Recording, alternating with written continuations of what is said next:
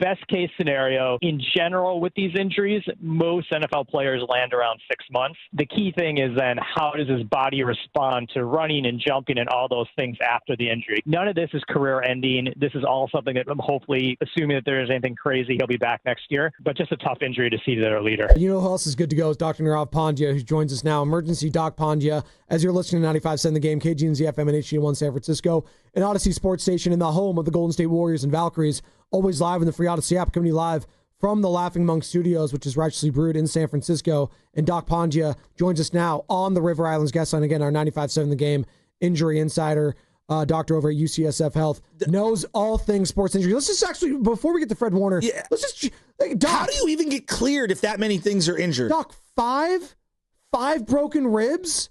Did when you saw that, did you, even you had to be like, oh my goodness, how's this guy playing right now? I was totally just shocked by that, because typically when you've got 1 or 2 ribs, it's like a pain tolerance issue, but you got 5 ribs. Not only does it hurt, but basic things like breathing, having someone hit you, it's pretty wild. So even then you throw in the ankle sprains that he was talking about. It's definitely pretty remarkable that he got out there, particularly at the wide receiver position where you just don't know when you're going to get hit. Pretty crazy. How is he even breathing? I'm being dead serious on this. I've heard of people having trouble breathing with a broken rib. This seems remarkable. It does, absolutely. I mean, I think that there are things you could do in terms of getting pain relief, et cetera. But I don't know if you guys have ever had a broken rib. Even walking around with 1 broken rib, doing day-to-day things is pretty crazy. But then to have 5 and then be playing in an NFL game, it's wild. So it's pretty remarkable he was out there. And then to worry about whether your ankle's going to twist. I mean, he's a warrior for being out there. All right, now the Fred Warner injury was devastating. You can explain exactly what happened to the actual ankle. We would love to hear that. Give me the best and the worst case scenario. Obviously, we're guessing here. You're not the one doing the surgery, but this Fred Warner injury is devastating. Yeah, absolutely. So, just going to timeline really quickly. So what essentially happens, the ankle, if you think of your ankle joint, it kind of comes out of place and then the bones break as a result of it. You can see that when the ankle's kind of twisted around, bones break, ligaments get impacted. So best case scenario, ligaments aren't that badly injured. You fix the bones, you can look at 4 to 5 months. That's being super optimistic.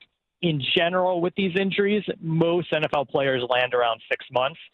The key thing is then how does his body respond to running and jumping and all those things after the injury? Because bones heal pretty predictably, but how your ligaments and tissues and how confident you are on the leg, that's where the variability comes in.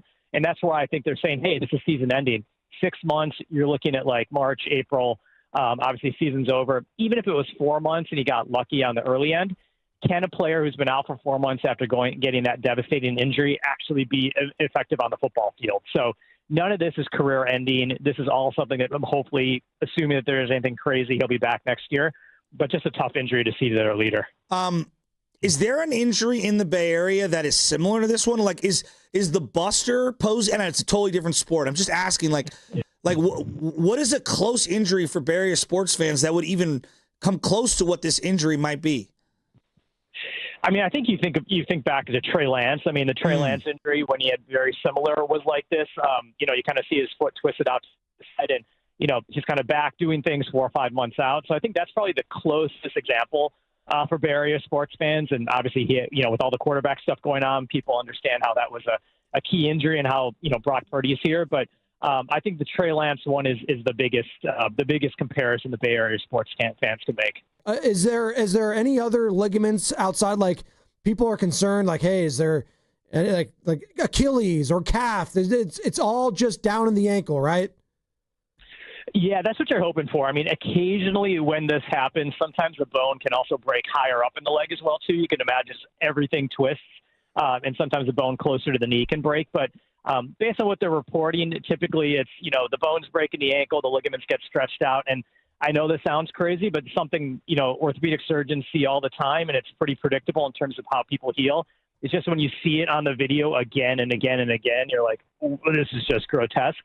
But for the most part, these injuries heal and people get back. So it's almost easier to have this kind of injury than have something happen to your knee. It's much more predictable in terms of an ankle than, say, an ACL